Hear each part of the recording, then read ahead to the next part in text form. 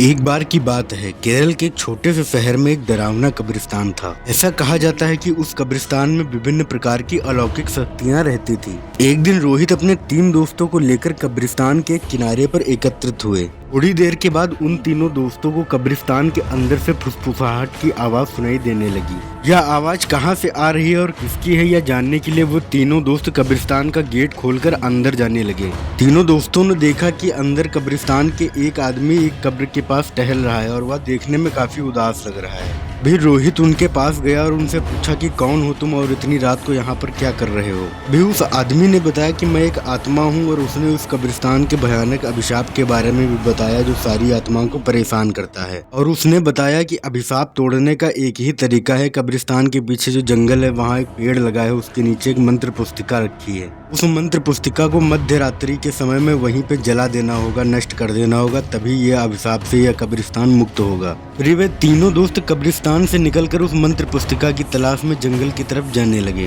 थोड़ी देर में वह लोग जंगल में पहुंच गए और उन लोगों ने बहुत किताब को ढूंढा, लेकिन किताब उन लोगों को नहीं मिली। फिर जब वह आगे बढ़ने लगे तो उन लोगों को एक झील दिखाई दी, जहाँ झील में कुछ चमकता हुआ दिखाई दे रहा था। यह देखकर रोहित ने तुरंत झील में छलांग लगाई और वह किताब वहाँ से लेकर आ गया। अब उस मंत्र पुस्तिका को लेकर तीनों दोस्त कब्रिस्तान में फिर से वापस जाने लगे।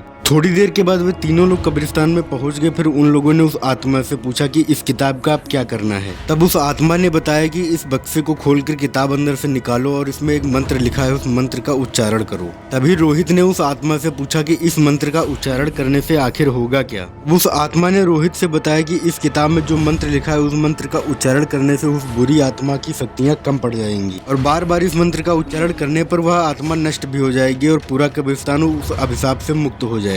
आत्मा के कहने के अनुसार रोहित ने किताब निकालकर वह मंत्र पढ़ना शुरू कर दिया। थोड़ी देर मंत्र पढ़ने के बाद वह बुरी आत्मा जाग गई और अचानक से रोहित के सामने आ गई और वह आत्मा रोहित को बहुत गुस्से से देख रही थी। जैसा बताया गया था तैसे ही रोहित ने उस मंत्र का उच्चारण काफी बार किया। फिर मंत्र का उच्चारण बार बार करने से उसने देखा कि उस बुरी आत्मा की शक्तियां कम पड़ रही है और उसका शरीर धीरे धीरे गायब हो रहा है। तभी रोहित ने देखा कि उस मंत्र का उच्चारण बार बार करने से वह बुरी आत्मा वहां से नष्ट हो गई। जैसे ही वह बुरी आत्मा नष्ट हो गई, कब्रिस्तान की सारी अच्छी आत्माओं को उस अभिशाप से मुक्ति मिल गई। दोस्तों, आज की कहानी में बस इतना ही। आपको कहानी कैसी लगी कमेंट बॉक्स में जरूर बताइएगा और ऐसी कहानी देखने के लिए हमारे चैनल को सब्सक्राइब जरूर कर लीजिए।